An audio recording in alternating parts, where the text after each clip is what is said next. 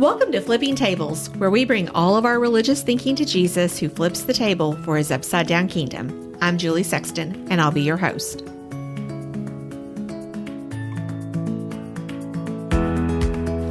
Welcome to episode 48. This is the last episode of season 1, and it's going to be a very special episode. Each week, I'm joined by one or more co-hosts, but in this episode, I'm joined by my dear friends, Moshe and Alexandra, aka Sasha. I met Moshe and Sasha on my very first trip to Israel in October of 2021. Moshe was the tour guide on that tour, and I quickly learned that he was an exceptional guide.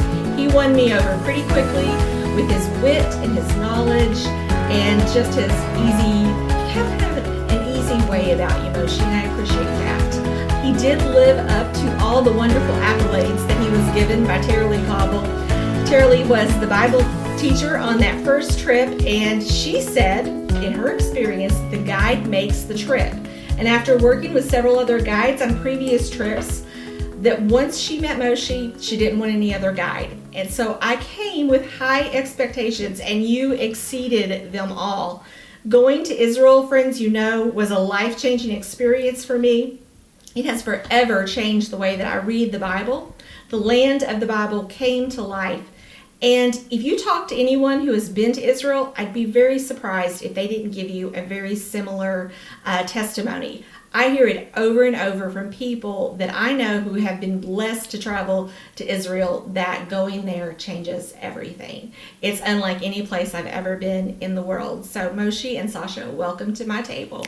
Thank you. Thank you for having us and hosting us. Oh, I'm so glad to have you here. I would have never imagined that I would be hosting you in my home, because that first trip to Israel, I actually had no expectation that I would ever go back again. I treated it like it was a once-in-a-lifetime opportunity, and it was a very unique experience, right? Because we were in post-COVID, and the country was still closed to tourism. And so I know that I got a very unique experience being there. So it only gets better the more you come, so I'm happy that it wasn't one time only.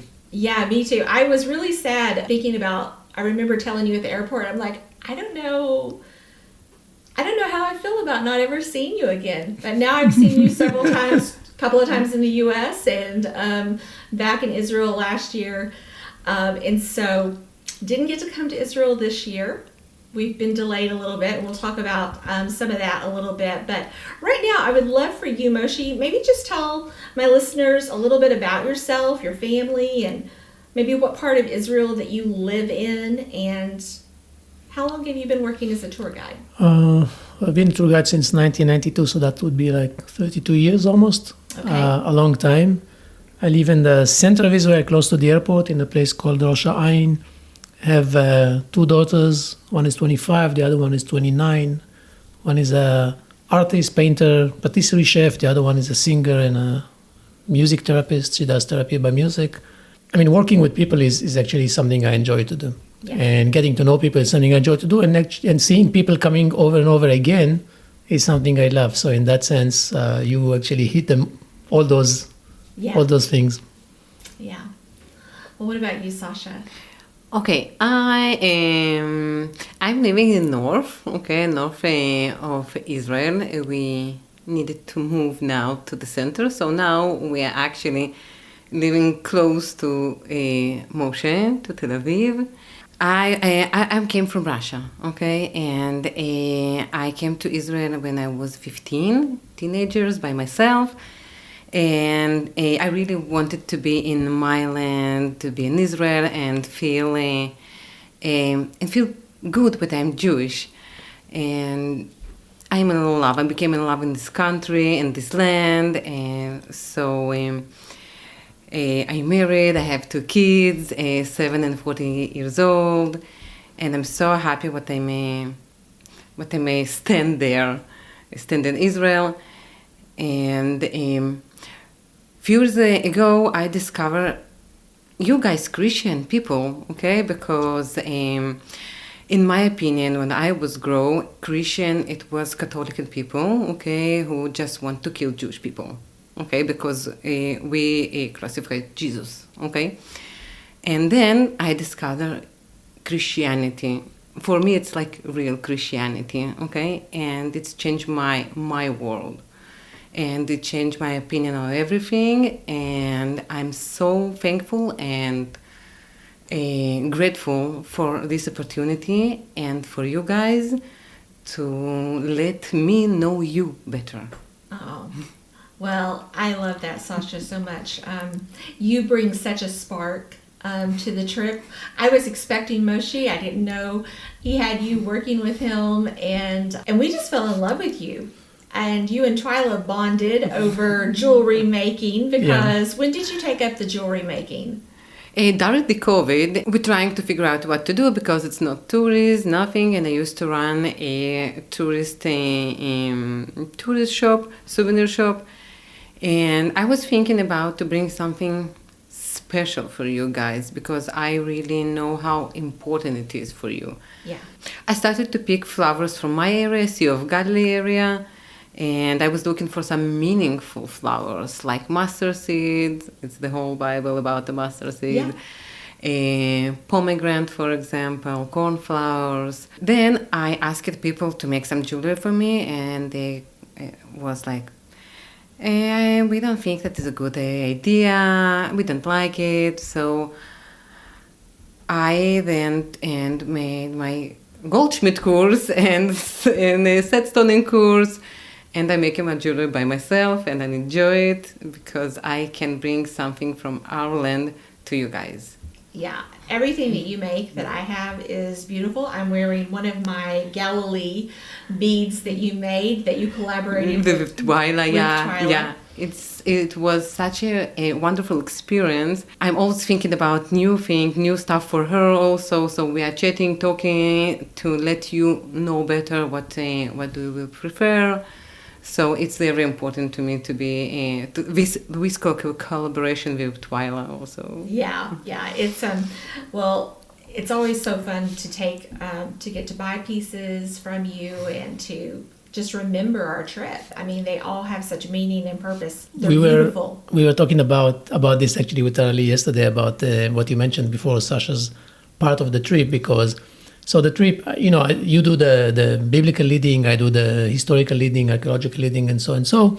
I do the logistics and everything else. I don't have much time to chat with people and talk to people, and that's what Sasha does. Yeah. Just like walks around with them and talks to them about daily stuff, daily things, about modern Israel and how people live and whatever. And so she brings that extra additional things that you don't have in a regular tour, which is the personal touch. Yeah, and that's why it works very nice together. Yeah. She's like the hostess. Exactly. And I know that when we were working together last year on the tour, you and I were up doing our work, and we always knew that she was making sure everybody was with us and making everybody feel welcome and all the things that next time when we come, it will be even better because we'll have Twyla and Sasha doing all of the fun stuff and having all the fun. That will be an amazing trip. Yeah, I can't wait. I can't wait for that to happen. So Sasha, when you came to Israel from Russia and you were 15, tell everybody about how you lived, and you lived in a kibbutz, and maybe just talk a little bit about that. Okay, so we came to the kibbutz. Okay, kibbutz, it's a very small community, like social community, that try to be equal. While each person will be equal. So I think it was very good for us to make Aliyah to came to Israel through kibbutz, because we needed to be part of this small family. And we needed to learn much more faster the language, Hebrew. We went to local schools, so we needed to cooperate and talk to another students. Yeah. It's not like in the city, because in the city you can go in another place and maybe use your English or something. Here you just lock down in the small community and you will start to talk Hebrew. You have to blend in. You have to become part of the community very fast. There's no... And also another kind of understanding the culture of Israel. Okay, all these holidays, what we are celebrating, it always was celebrating with the community in the in a huge dining room. The whole community are gathered together and celebrate Passover or Rosh Hashanah, New Year, everything, every holiday. We learned a lot about the history also. In our kibbutz, we had Yitzhak Rabin's sister. She lived in this kibbutz. Yitzhak Rabin was one of the Israeli prime ministers that was assassinated in 1995. Okay. So she lived in this kibbutz, and we learned a lot from her about the country, and it was a great experience. We did it for 3 years, and after the program finished, we needed to decide if we want to stay in Israel and become citizens and became to serve army, or we could fly back home. So all of our group, 18 teenagers, we decided to stay in Israel, and we served army. Some of them, our boys, were combat and in combat unions, and we became full citizens. Moshe, do you want to add anything? Did she cover all of that really well? No, it's covered very well. The whole point of a kibbutz is, like she said, it's a community. And as a community, you know everybody. You know everybody by name. You know who they are, what they like. You know them from very young age and all those kind of things, which takes you to October 7, when you talk about these attacks on kibbutzim, on the massacres. The people who survived the kibbutz, they know, it's not, I mean, like, you go to a city and you hear that 100 people were murdered. Okay, you don't know them all. In a kibbutz, those 100 people, everybody know who they are. They know the names. They watch them from small age. They know their family ties. They have friends. They have relatives. It's like one community that all of a sudden, half of that community, a third of that community is lost. Yeah. I want to talk, obviously, about October 7th. But before we get to that, I want to ask a couple of other questions. What do you want people to know about Israel? And I'm talking about before this, when, you know, like when I have been there in the past, and I think a lot of people around the world probably have like kind of the wrong picture and the wrong idea about what it's like to live in Israel. First of all, Israel is the country for Jewish people in Israel and outside of Israel. The only country in the world that defines itself as a Jewish country for Jewish people around the world, which means that if a Jew person in Russia or the US or wherever feels at some point that there's a danger and he wants to become a citizen, he will be granted an automatic citizenship of Israel and can live, and the next day going to be a full citizen of Israel. That doesn't happen any other place in the world. And also Israel feels responsible for all Jews around the world. So if they know a Jew is in danger, they will go and do everything, wherever it is, to try and save them and bring them back. So that's unique. Israelis, I think, have a sense of nationality and a sense of belonging to a country. It has to do with the fact that you serve the army, and then you keep serving the army until you're about 40-something, and then you know that your children are going to serve the army, and you know that it's all... So your sense of belonging to the country is probably higher than other countries. It's a democracy surrounded by a lot of countries that are democracies. Like any country, it has good things and bad things, but at least the good thing is that you can always say what you think, and you can always say... So it's a full democracy. Nobody's going to arrest you and throw you to jail because you're not happy with the government or because you're not happy with government policies or anything like that. It's a very advanced place, very advanced country, high-tech industries, knowledge, security knowledge, all sorts of things. Contributed a lot to the world in terms of new inventions, in terms of computers and high-tech technologies and all sorts of things. And I think it's a great place to be. I mean, I was born there, but I still choose to stay there. Sasha wasn't born there, but she chose to arrive and stay. So that should tell you something. Yeah, it does. As a tour guide, you meet a lot of people from all over the world. And what are some of the things that people are most surprised about when they come to Israel? Well, I guess they're surprised. First of all, they're surprised from the food, because always people ask for some reason, I don't know why they asked that. Are we going to have enough to eat in those trips? And then they get to the trips, they understand that, the problem is when to stop eating, not to eat. Yeah. There's plenty of food, there's a whole lot of food, and it's good food and healthy food and all those kind of things. I think there are also some people that don't know Israel are surprised that it's such a high-tech place. Yeah. Surprised that it's very, very advanced. And in times it's even more advanced than the US and other countries in terms of technology and all those kind of things. And I think that people are usually also surprised by the size of Israel. When they realize that you can actually drive from north to south and it only takes you 6 hours, 6.5 hours, and then from east to west and it takes you an hour and a half, they're like, wow, that's the size of New Jersey. It's like crazy. It's a small, tiny little place. Yeah, and so since you're talking about this size, talk about, because I'm going to transition us into talking about October 7th. Tell me about like how far the attacks happened, how close that was to, say, Jerusalem, Tel Aviv.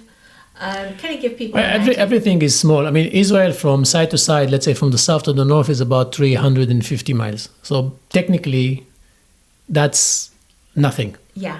So that's very, very narrow. Right. If you're looking at the northern border where Lebanon is and Hezbollah is, and assuming that they have missiles that cover 100 miles, and then you look at the south where Hamas is and the Gaza Strip, and you're assuming they have missiles that cover 100 miles. So pretty much between the two of them, they cover all the country with missiles. Yeah. So everything is very small. I'm not talking about communities that are 20, 30 miles from the border, or Sasha's community where you can literally wave to Hezbollah because they're on the other side of the fence. So they don't even need missiles. They can just plain simply shoot you with mortars or anything like that. So things are close. Jerusalem is sort of in the center. Tel Aviv is sort of in the center. So Jerusalem and Tel Aviv are less affected. Yeah. What's more affected is the communities up in the north, let's say about 20 miles from the northern border and about 20 miles from the southern border. Those kibbutzim that were attacked on October 7, they're literally less than a mile from the southern border. Some of them are even at the border. So it wasn't that hard to cross the border and enter those places. Yeah. Let's talk about where you both were when that happened. It was a Saturday here, and I was actually still asleep, and Twyla texted me and said, Israel's at war. And I just rolled, or told my husband, I was like, oh my goodness, I was sound asleep, and then I was suddenly awakened to that. And I didn't know what it meant. I'm like, what do you mean it's at war? What are you talking about? So, Moshe, where were you at? Actually, nobody knew what it means. Even in Israel, people didn't know what they mean. I was at the Dead Sea in a hotel with a group of Americans, actually. We met one of them. She's from Kentucky. We met one of them yesterday. They were at the hotel in the Dead Sea. That day they were supposed to pack and leave the Dead Sea and go up to Jerusalem for the last 3 days of the trip. And then at about 6:30 or 7 o'clock in the morning, they started getting alerts and news about attacks and whatever, so trying to figure out what happened. Saw on TV that Hamas crossed the border from Gaza and started attacking, so nobody really knew what the scale of the attack was, thought of it's a few terrorists or something local, but the more time went by, you realized that it's actually kind of escalating. And Sasha was home in the north, and she was supposed to leave the north and come to Jerusalem because she was supposed to meet the group in the evening for her jewelry sales and whatever. And then Moshe calls, and he was like, listen, did you hear something from the news? And I told him, no, I'm just then out with my dogs. I have 2 dogs, so first thing what I'm doing, I'm getting out with my dogs. And he was like, okay, probably today you will stay home, and we will see tomorrow what's going on. We didn't realize what's happened. Yeah. Okay, so during the day, the news became, and we just left wordless. Yeah. And so we actually ended up staying in the Dead Sea for another night, not going to Jerusalem till we figure out what's going on. And the next day, those people came to the hotel in Jerusalem, entered the hotel, didn't leave the hotel until 2 days later when they had to go. There were no flights to fly them home, so they had to cross to Jordan and then find a flight from Jordan and fly home. So they were like delayed about 24 hours. Yeah. But they had first-hand experience of the first 3 days of the war. Wow. So what was it? How long were you in Jerusalem before you were able to get home? About 3 days. About 3 days. So. Yeah, there were sirens going on and off all over the country, in Jerusalem as well. Jerusalem, the sirens are less than in other places. Definitely less than north and less than the south, but also less than Tel Aviv in the center, because when you shoot from the south, the direction usually they shoot to is they shoot from the south north. So it will go towards Tel Aviv and the coast. Mm-hmm. They really need to make an effort to shoot towards Jerusalem. Don't So they were people- shooting less. They were Okay. shooting less. Okay. So you were probably being evacuated? Not at that point. They were evacuated a few days later. Day after the war started, on the 8th of October, the army asked us to pack for 24 hours, 48 hours, and leave the home. And so I told to my husband, okay, I think we should pack for 1 week, and we will see what's going on.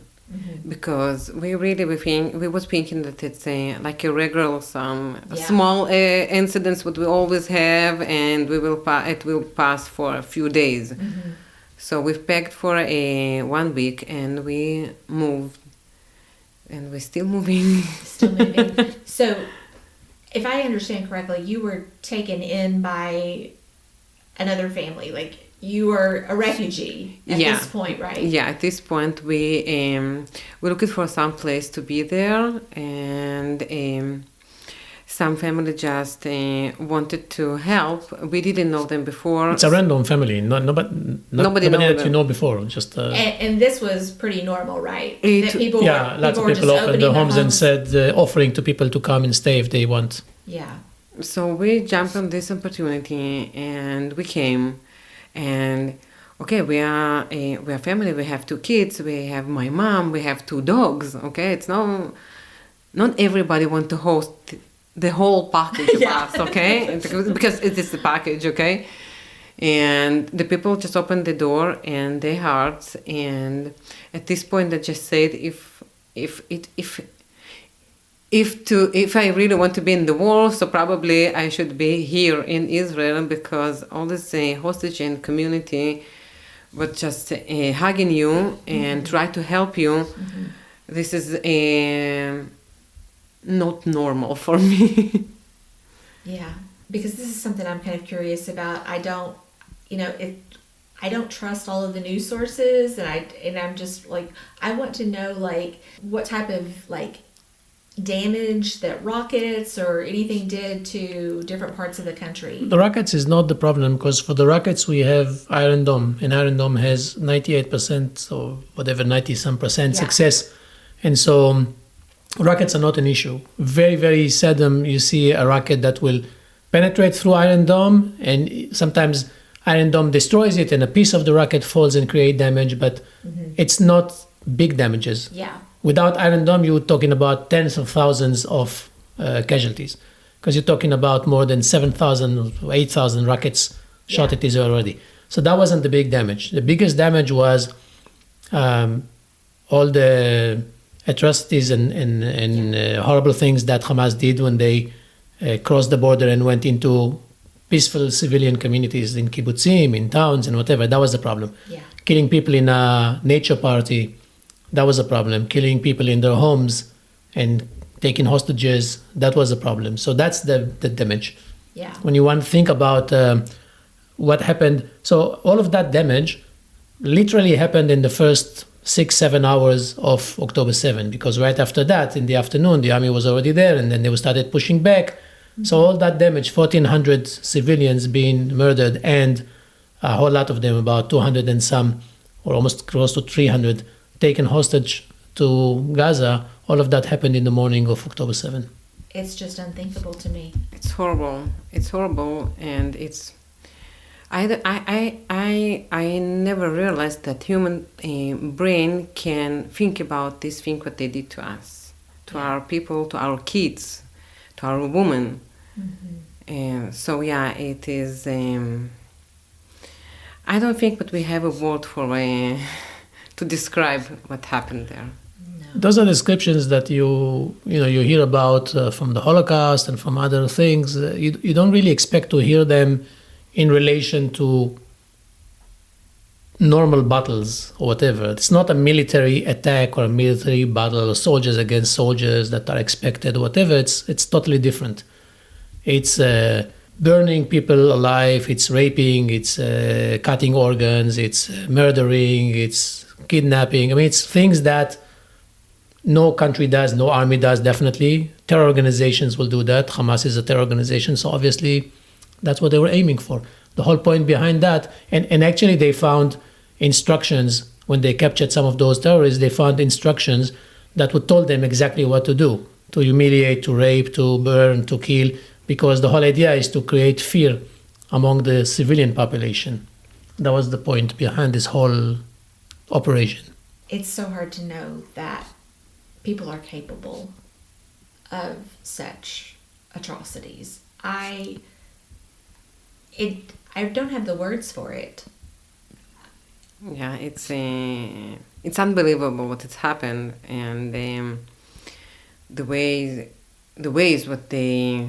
how they did it, and yeah, we'll need some treatment after that. Oh my goodness.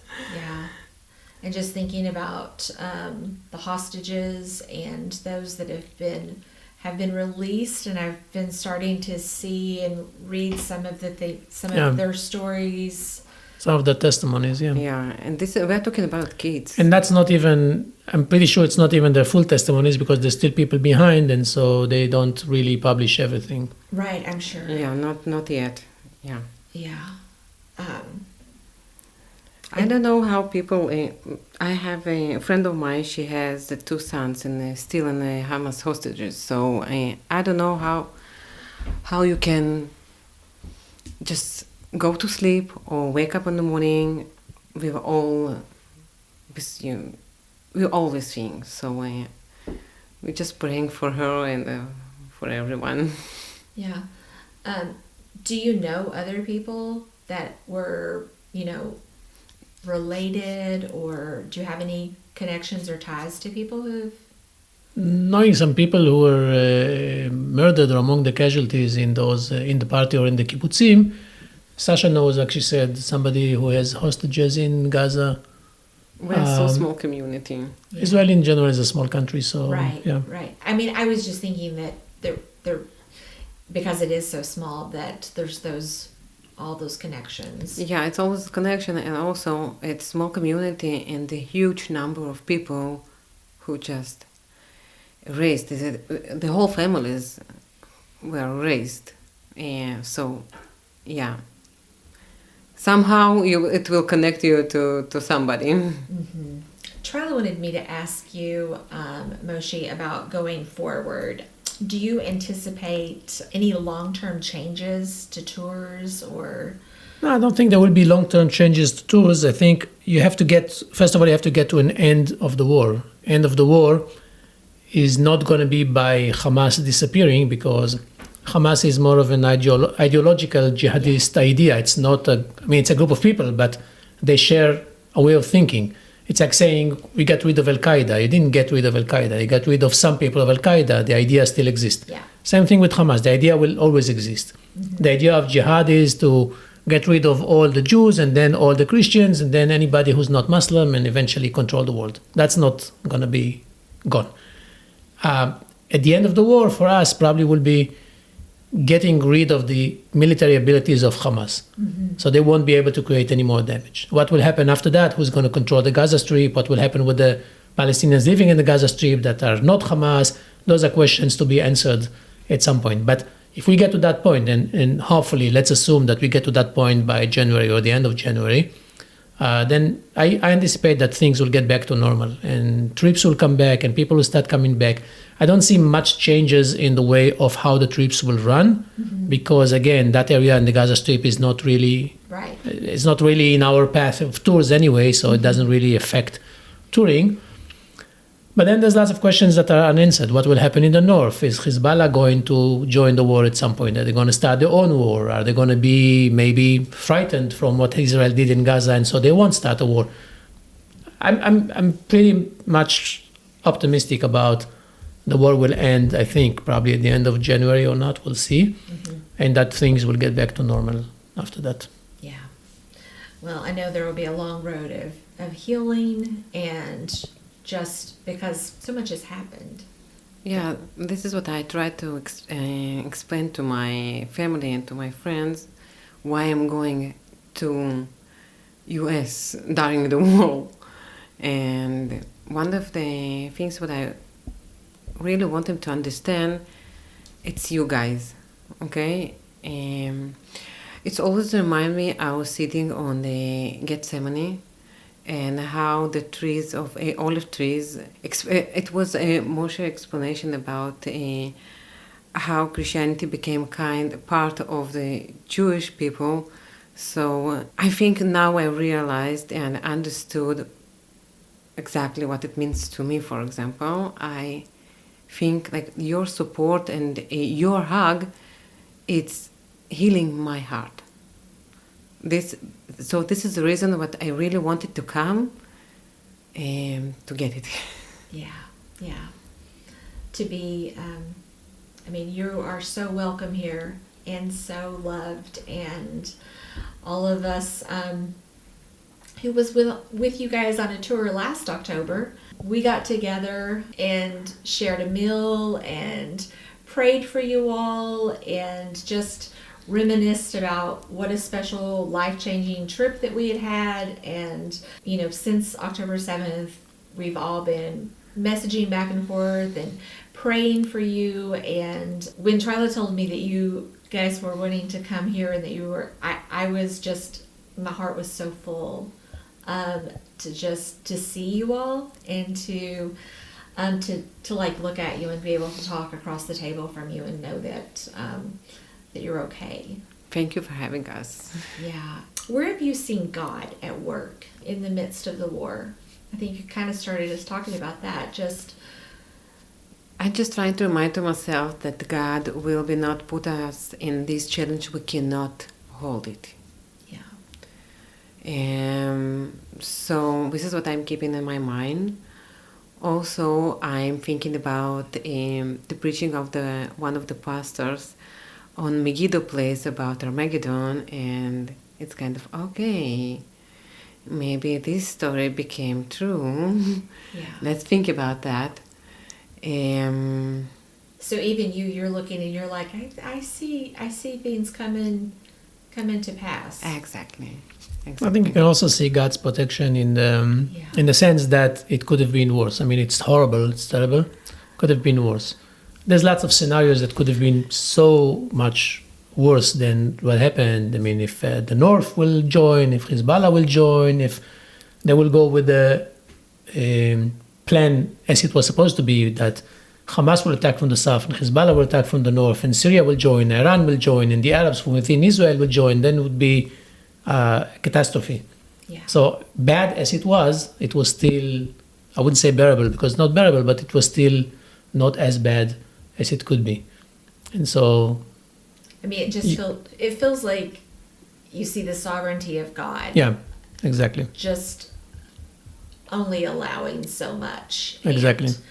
And that for me, being here, when I realized that Israel had secured the border again, that was such a hopeful sign to me. Because I tell people, I've never been scared in Israel. It's the most beautiful and safest.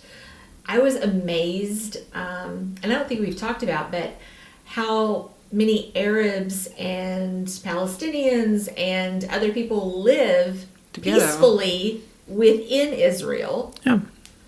And for the most, yes. Yeah, for the most part. And has there been any change to that?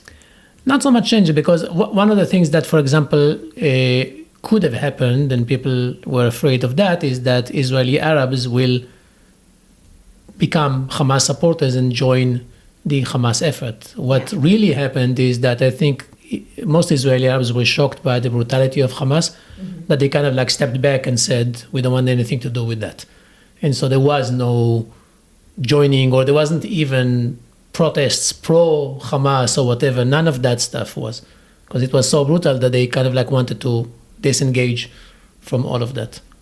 There probably will be changes after the war ends, because still, those are Arabs, whether they're Israeli Arabs or Palestinian Arabs, they're still Arabs and we're still Jews. And then after something like that, there will be some sort of time to see how that happens. But you live here together. I mean, you live in that country together, and then you still have to continue living together. So I don't think that will change.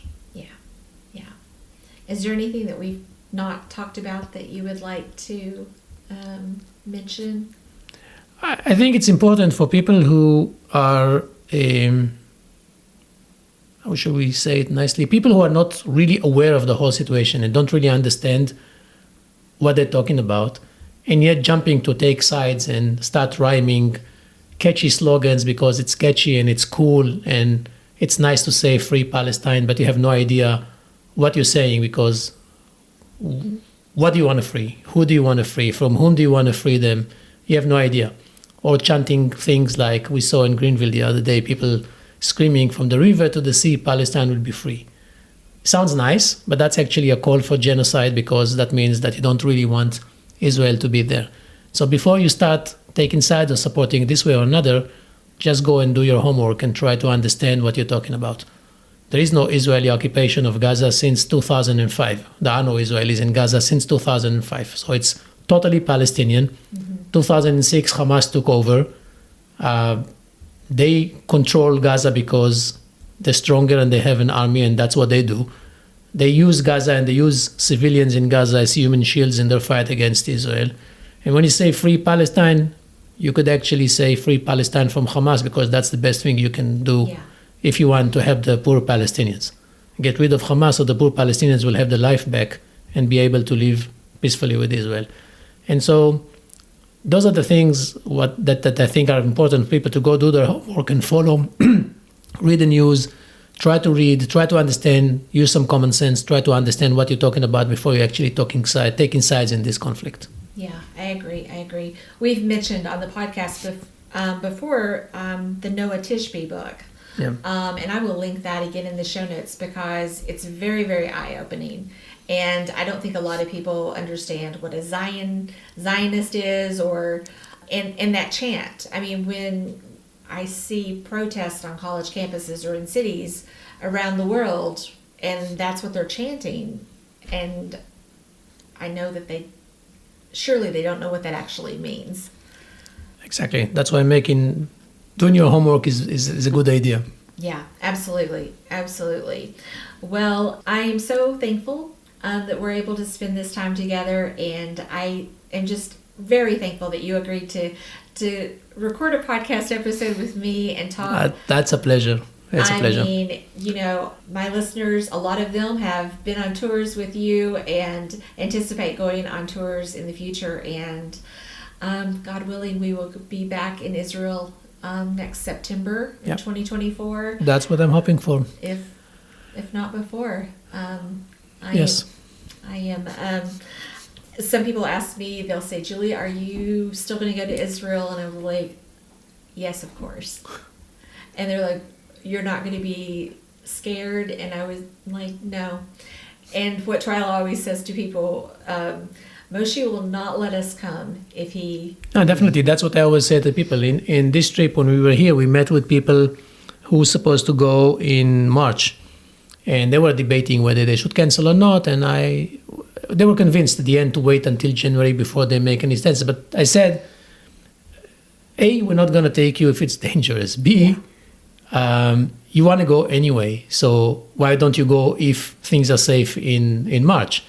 And C, if you're going to change now or change the January, it doesn't make any difference. So you might as well stay till the end of January, just make a smart decision by then. And they saw the logic and they believe that. So as far as we go, our April trips are still going, our June trips, September trips are still going, and hopefully things will get back to normal.